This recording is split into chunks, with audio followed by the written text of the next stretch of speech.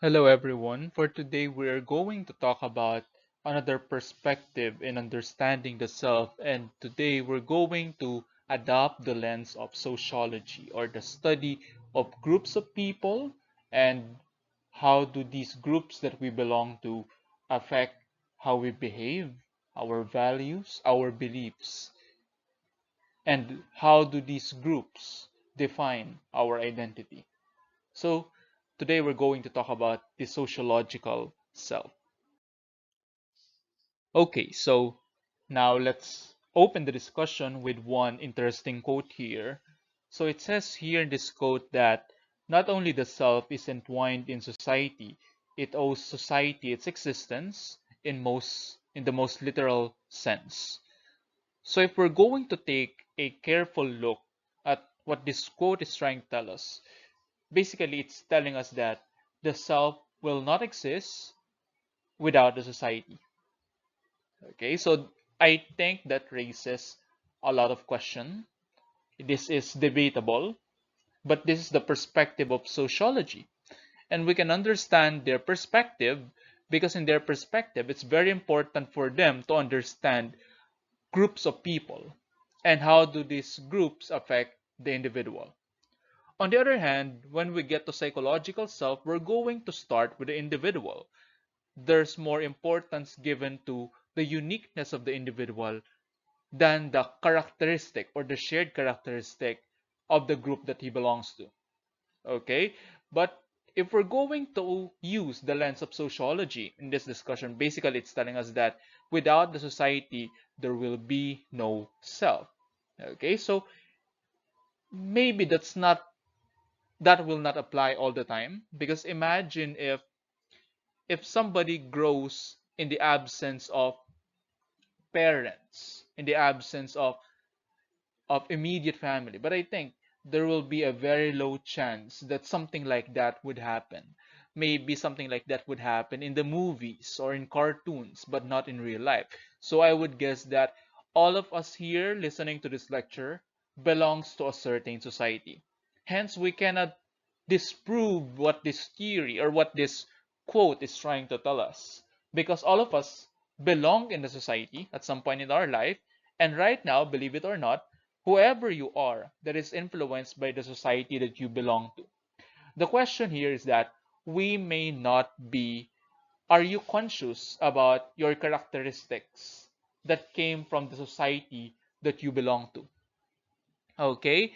And sometimes we only get conscious about these shared characteristics when we are exposed to another culture. Okay? So, say for example, during the first time that you learned how to speak English, I'm assuming that all of you, that your first language is Filipino, okay?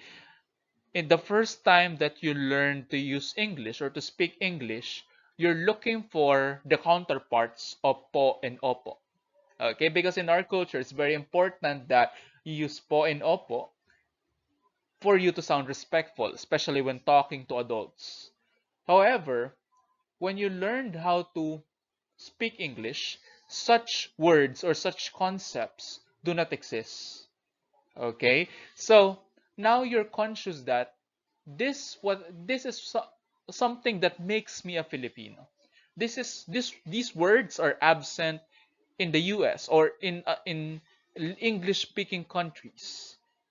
So if such word or such concept is absent in their culture, then perhaps they don't pay that much attention to that behavior, to that value, or to that belief. Okay? So it would be more interesting if I have some international students, because you can share a lot about your culture of origin. Say, for example, maybe there will be some of you who came from Japan. And if you're Japanese, I know that you're very respectful because in your culture, respect is very, very important. That's why you have honorifics to adults and even to those who are younger than you. Okay, but going back to the English language, there's no such thing as a word before you say the name of your older brother or older sister. But for them, it's completely normal to address their older siblings by their first name. So you see, not only the self is entwined in the society, but rather does it owes society its existence. Okay? Not just for me, not just literally, but also figuratively. Okay? And we are not conscious about everything that the society has contributed to our personality. So right now, ask yourself, what are the things that you learned from your culture that you're proud of, and what are the things that you're not so proud of? What are the If you're going to reset the Filipino culture, what are the characteristics or what are the traditions that you want to change? Okay, and that will be a very, very interesting discussion. Okay, say for example, going the concept called Filipino time, or being late in most of your appointments, or crab mentality. Okay, maybe you're not so conscious about it, but let ask yourself right now, to what extent has crab mentality affected my day-to-day behaviors? Okay, and it's also important to think, as time goes by, how did your views as a Filipino or as an individual change in response to your culture? Did you simply adapt the views of your culture, or are you aiming to change the mainstream culture? Okay, so this quote here opens the floor for a good number of discussions. Let me share another example to you. In social psychology, typically we begin the discussion by asking the students to write 5 sentences that are fill in the blanks, and the format is I am blank. Okay? And what they observe is that if you belong to an Eastern country, people are more likely to say things like, I am a student, I am a member of my family, I am a member of my organization, I am a Filipino. But when they ask the same questions to those who belong to Western cultures, their answers are typically about themselves, not about the groups that they belong to. They're more likely to say things like, I am going to be an artist. I am I am responsible. I am intelligent. Okay? I am a psychology student. Both sentences from both Eastern and Western contexts define the self, but the way that they define these sentences define the self differs. Because when a Westerner defines himself or herself, the definition comes from within, while on the other hand, when Easterners define the self, the definition comes from both outside and inside. But I would say most Filipinos would anchor their definition of the self from the outside. Okay, we are so attuned to what people around us think. Okay, we cannot disregard what they think. We cannot disregard their opinions. Of course, you have to consider what your family have to say about you. You have to consider about the values of the society. You cannot just pursue a goal that is against the beliefs of the society that you belong to, or else you will be considered someone who is not part of that society. You have to consider the feelings of the people around you. Okay, and that's just part of our culture that defines who we are.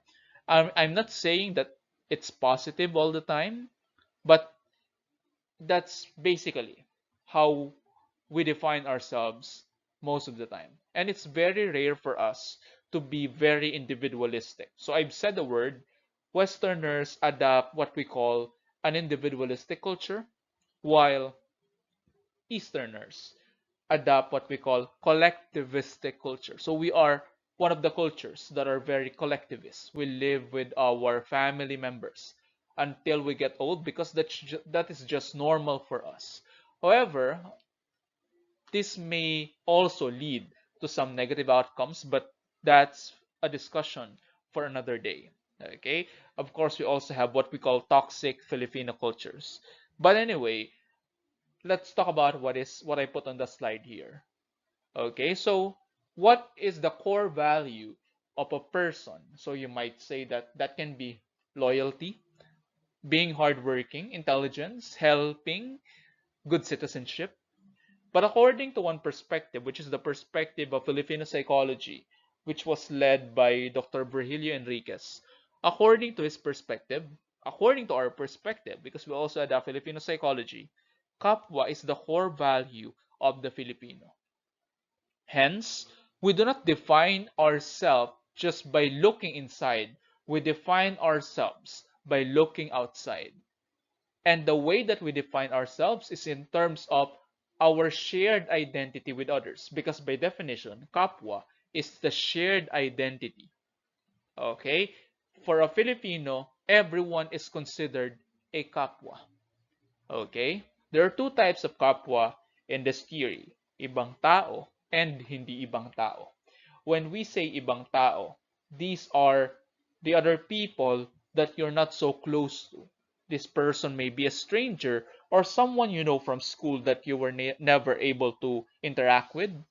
While on the other hand, we also have what we call hindi ibang tao, or these are the people who are close to us, like our family or our close friends. Okay? And here's one important implication of this theory. Basically, this theory is saying that even though we consider everyone as kapwa, there are levels of pakikipagkapwa. Hence, I will consider someone as close to me and someone as not close to me. But you can make your way through the hierarchy. The more you interact with each other, the closer you get to each other. The more you improve your relationship. And the closer you are to each other, the more that you anchor your identities, okay, from the perspective of each other. Say, for example, in your family, if you're very close to every members of your family, you are more likely to have the same beliefs, the same values, the same attitudes, and it's very hard to break those collective values. Okay? So basically, that's the most important thing for us according to this theory. The kapwa, and the kapwa is not limited to family or friends. Kapwa includes even a stranger. Okay? So our core value is not the self. The self is not the most important concept for us, but rather it's our connection with other people. Again, everything that we do not just think about ourselves, but rather we also think about what others would feel, what others would say, again, what others are going to do. Okay, so that's it for our core value. The self as a product of modern society, among other constructions. So sociologists are concerned about the following questions. How does the society influence you? Okay, so in our culture, we are a good English speaking country because we have been colonized by the United States. Okay, here is one interesting point that was considered in Filipino psychology. The question is, who is the real Filipino? Or what is the characteristic of a real Filipino? Okay? How does a real Filipino look like? How does he speak like? Okay? Because after so many years of colonization from Spaniards, Americans, and Japanese, our culture is a product of the mixed influence from these different cultures. Hence, this is also one perspective that I also share to my students. Some psychologists would actually argue that Filipinos are not just influenced by the East. Unlike what I've been saying earlier, that we are very Eastern, apparently that's not always the case because some theories would argue that we're influenced by both the East and the West. Okay? So compare our culture with other Asian countries. Okay? It seems to me like we're the most Americanized in comparison to other Asians. We're the country that speaks English a lot. Okay? Even kids in our country learn English at a very young age. Okay? And sometimes it's one of the things that we use to define a person or to define the worth of the person. Sometimes we have this implicit belief that if a person doesn't know how to speak English, then he is not that smart or he is not that intelligent. Unfortunately, that's the case. Okay? But I wonder, how do you think things would differ if we were not colonized by the colonizers in the past? How are we going to look like? Are we going to use the baybayin instead of the alphabet? What would be our values? Are we going to have our American first names and our Spanish surnames? Okay, so basically, that's how the society influences you. The next is that how do you affect the society? So I think the first one is more observable than the second one because it's hard for an individual to affect the society. So it's hard to call for a change, especially if a certain belief has been there for quite some time. Say, for example, unfortunately, here in the Philippines, we have a very negative attitude towards mental illness. As a mental health professional, it's our mission to change the view of the public about mental health and convince them that mental health is just as important as physical health. However, we are not there yet. Okay? We have a lot of steps to take before the person affects the society as a whole. So it's not a single step process, but rather it will take a lot of years to change an existing culture. Okay? And who are you as a person in the community? So how do you define yourself? Okay? Are you part of the young ones who is going to make a change in the society? Or are you part or do you identify with the older ones and you say that there's nothing that we can do with the problems in this country? Okay, so who are you as a person in the community? What is your role? What do you want to be? Okay, what is your contribution to the society? What is your profession? Okay, are you a student leader? Are you a student of psychology? Are you a student of tourism? Are you a student of business, etc.? Okay, so basically, in the sociological perspective, we consider not only how the society affects us, but how the person tries to influence the bigger society. Sociology posits that socially formed norms, beliefs, and values come to exist within the person, thus developing the identity. When we get to other perspective, you will learn that the self develop from different in different stages. And there are different theories, like Sigmund Freud would talk about sexual stages. Some would talk about cognitive stages, like Piaget. But in the sociological perspective, the development of the person is highly influenced by three important things. First, the norms. So, what is considered normal in your society? Okay, what is acceptable? In your society, is it acceptable if you have two or more spouses? Or should you stick to one partner in your life? Okay, so the norms affect what we consider normal and what we consider as not normal, what is desirable and what is undesirable. It affects our beliefs. Sometimes we pressure ourselves because we do not conform to the beliefs. Say, for example, Filipinos will have a very negative attitude towards mental illness. Did that affect your personal belief as well? Or are you one of those who try to change this negative idea about mental illness and you want to replace it with a positive attitude towards mental health and mental illness? Okay, so we may not be conscious about all the beliefs that we hold because sometimes we have been able to incorporate these beliefs without being conscious about them. Sometimes these messages were transmitted to us subliminally. Okay, say for example, you will learn from TV, from the television, that when someone cries, you should tell the person, stop crying. However, psychology would have to disagree with that. Because if you say to a person, stop crying, then you're saying to the person that it's not right to express your emotions. What is your belief about gender expression? Do you believe that men should not cry? Do you believe that men should not be quote and unquote weak? And finally, values. So what is important to you?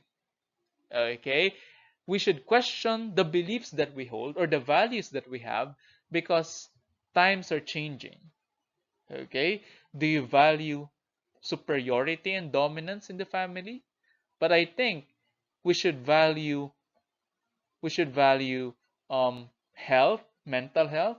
We should value the opinion of our children. We should value the opinion of the younger ones in the society. We should value the a lot of things that the previous generations was had taken for granted or they have ignored. Okay, and hopefully the changes that we propose will be able to help the future generations in developing a healthier personal identity. Since we have already mentioned values in the previous slide, now I will talk about some Filipino values that we have, and at the same time, we're going to critique some misconceptions, some beliefs about the meanings and definitions of these values. The first is the Filipino value of hiya. Okay? Say, for example, when your classmate is giving you food or giving you something, you feel hiya. Okay, when you're going to recite and then you don't know the answer, you will feel hiya. Okay, so is hiya something negative? Is it positive, or does it depend on the situation? From the perspective of Filipino psychology, it depends on the situation. Okay, because there are different there are different words that contain the word hiya, and the English language doesn't have direct translations for them. Say for example, we have the variants such as nakakahiya, napahiya, mahiyain, kahihiyan. Okay? And hiya is not something that we should be ashamed of, but rather hiya is a positive attitude because of hiya, you know how to behave in a certain situation.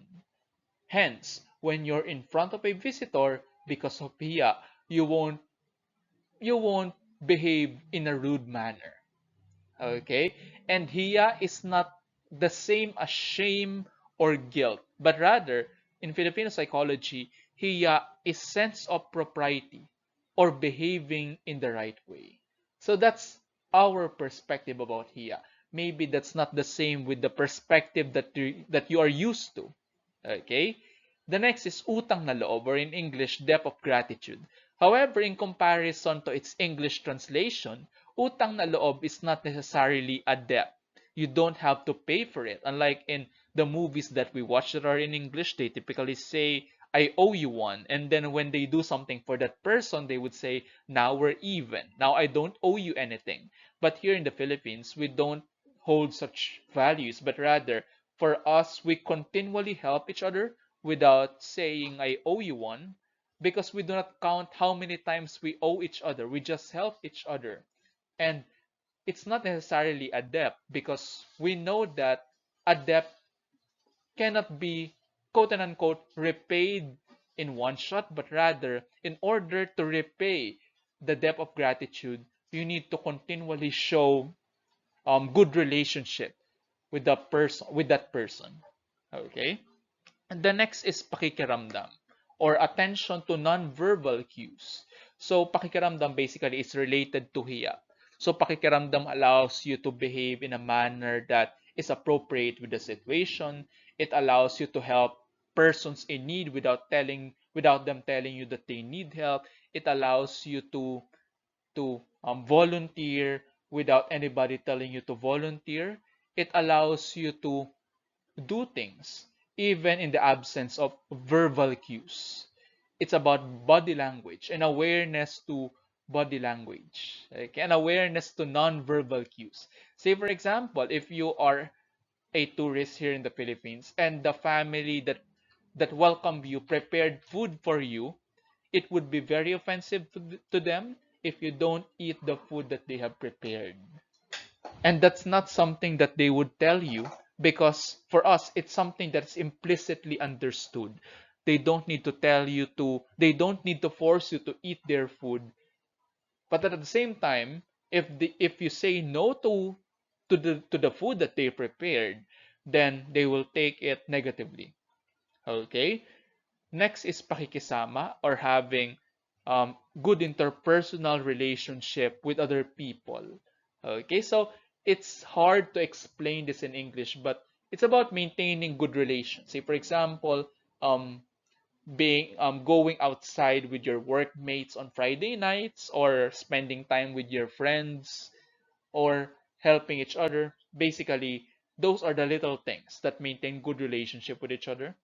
The next is kagandahang loob, or doing good to other people, helping. Okay, and finally, what I've talked about earlier, which is kapwa or pakikipagkapwa, which is our core value.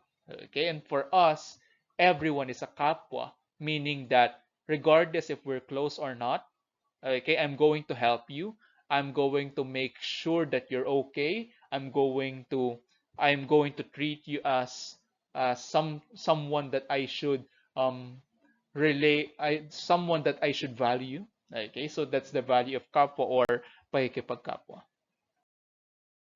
Now, if our definitions of ourselves has a lot to do with the society that we belong to, we should also take note that our society modernizes, and modernization has significantly changed society.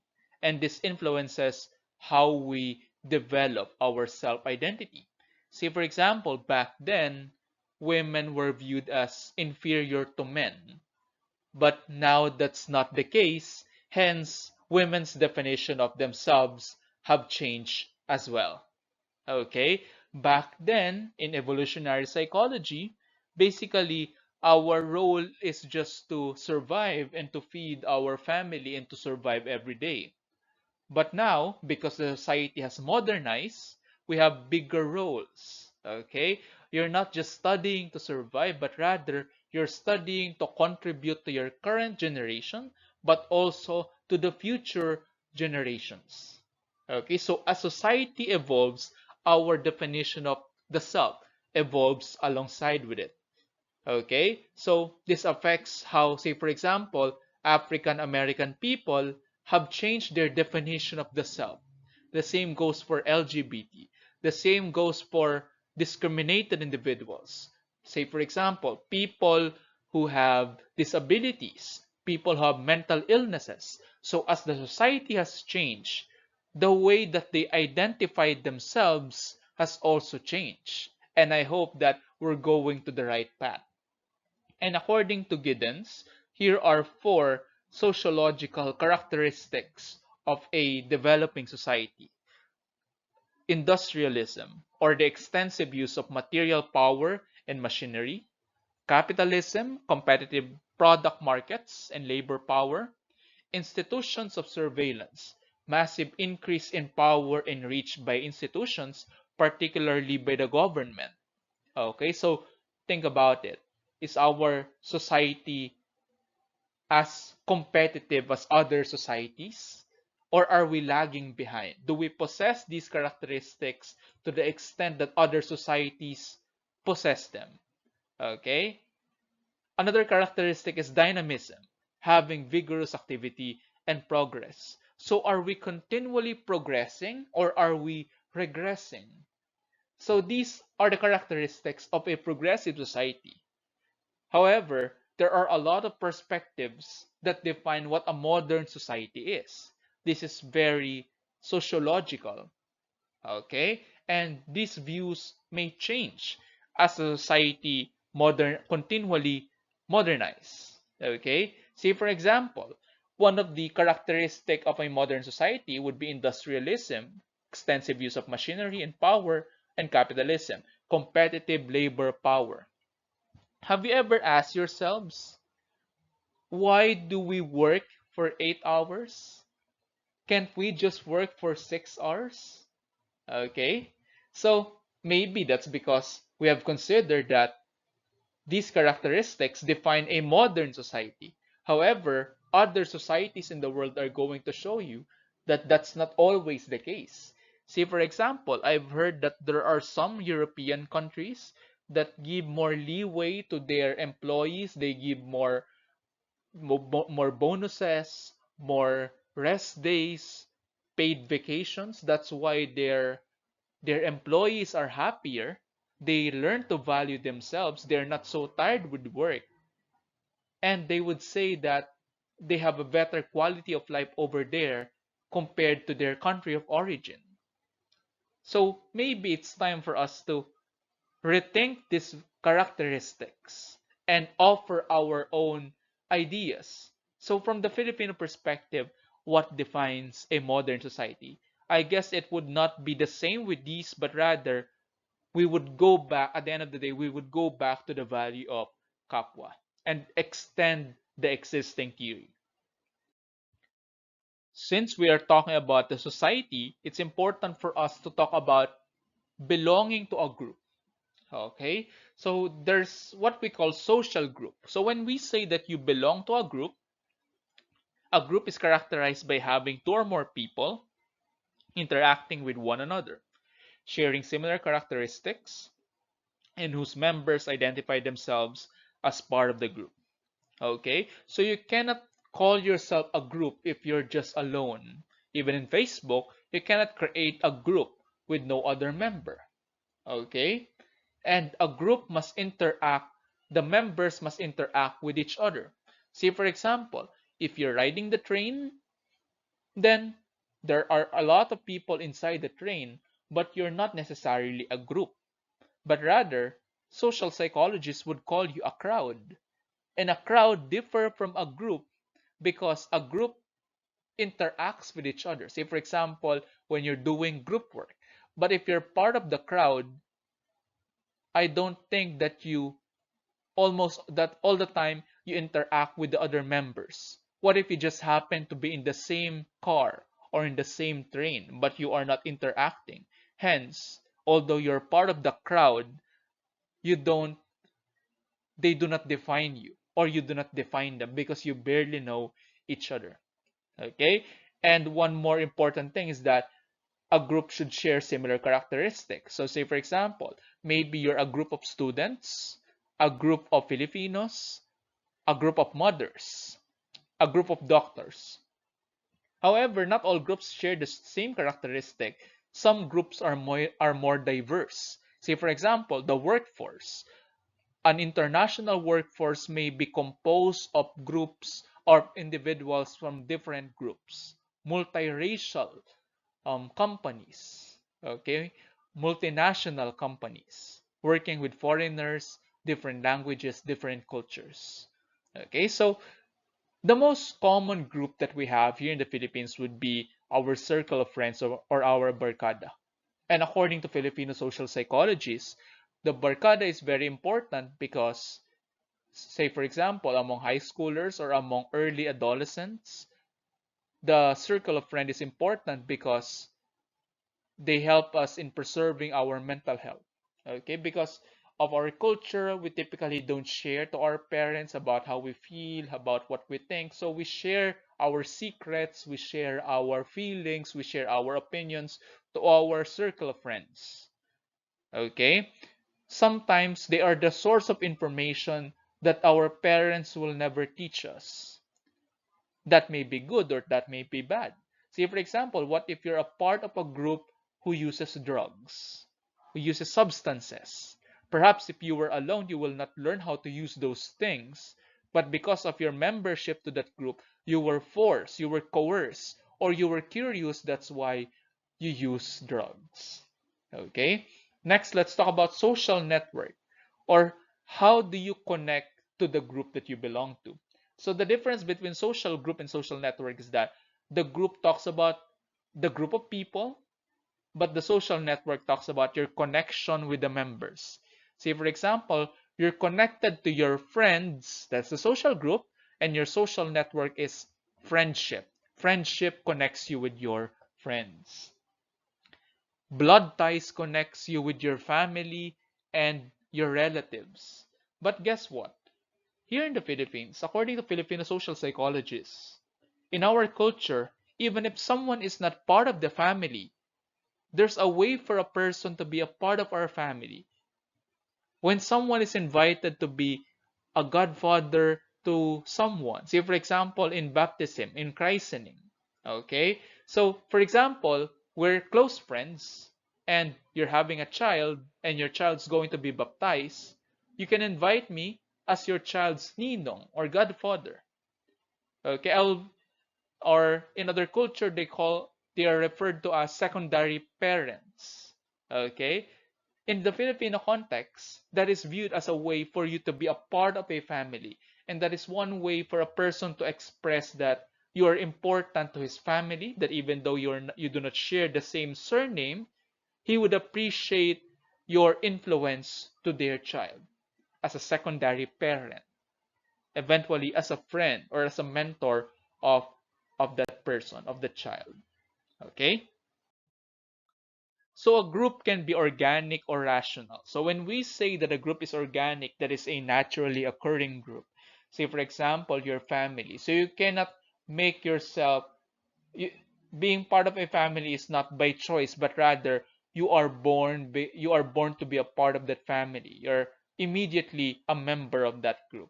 So the good thing about an organic group is that it gives feeling of rootedness. When we say rootedness, that refers to belongingness. So we are proud that we belong to a certain family.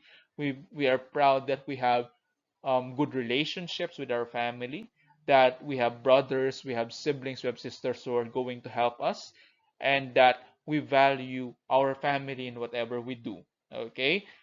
However, on the other side of the equation, the negative side of this is that the organic group doesn't really allow freedom of expression. Hence, there are things that you want to change. However, you can't immediately change them because those beliefs have been held by your family for quite some time. Okay?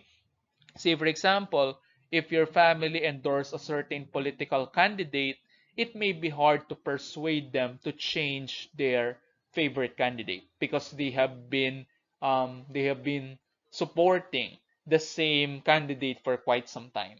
Okay, and that basically results to greater conformity. When we say conformity, sometimes you change your attitude or you change your decision to fit the attitudes of the people around you. Say, for example, you will not really like person A, but because your family likes person A, you also like person A.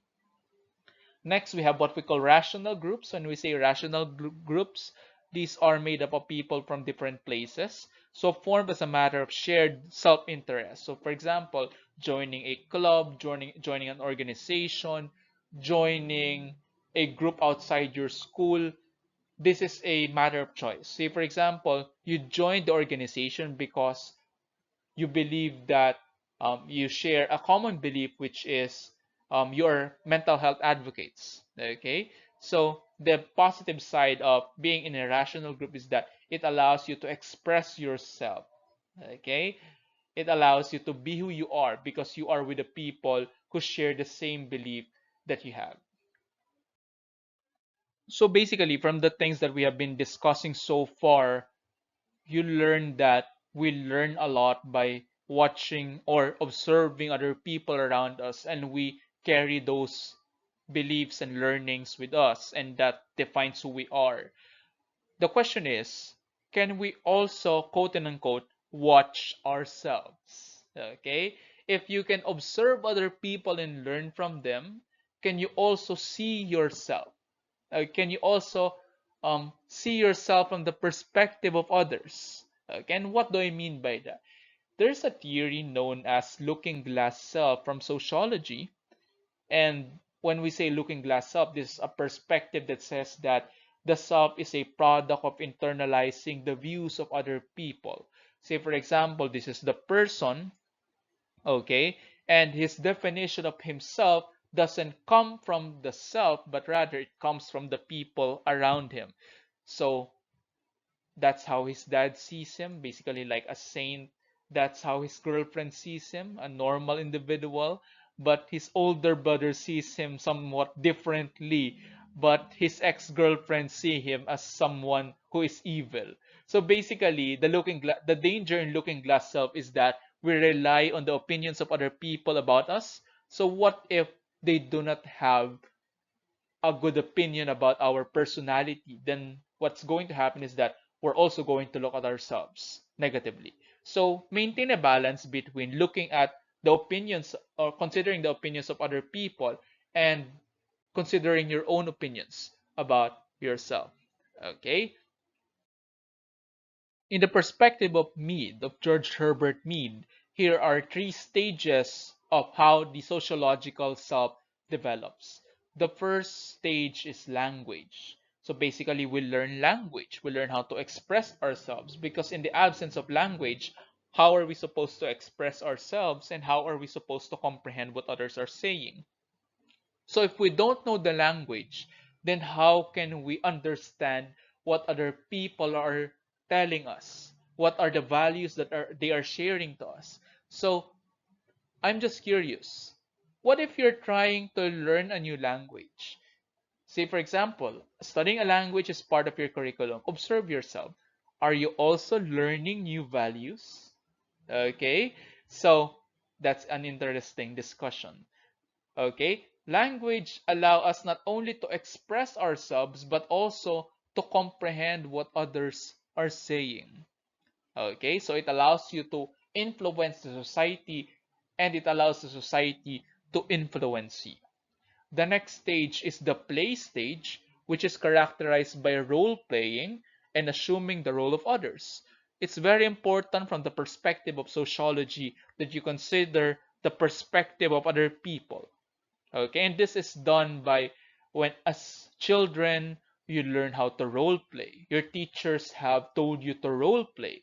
They have told you to pretend as someone else because when we play certain roles, we tend to adapt certain beliefs in order for us to embody that role. It allows us to learn how it feels to be a teacher, how to be a policeman, how to be a doctor, etc. Okay, and that is a great influence in how we develop the self. Because in order for the self to develop, he or she must understand the perspective of other people. Okay, and eventually, you don't have you don't only have to consider the perspectives of other people, you also have to consider the perspective of the society as a whole in the game stage, okay, or knowing the rules of the game. Basically what the game stage is telling us is that in order for us to function in the society, we must understand its rules. That's why we have laws, we have policies, we have regulations, we have code of ethics that basically guide us in what we do. And that's how our sociological self develops. That's how we mature. So let's end our discussion with this. The two sides of the self. So George Herbert Mead sees the person as an active process and not just a reflection of the society.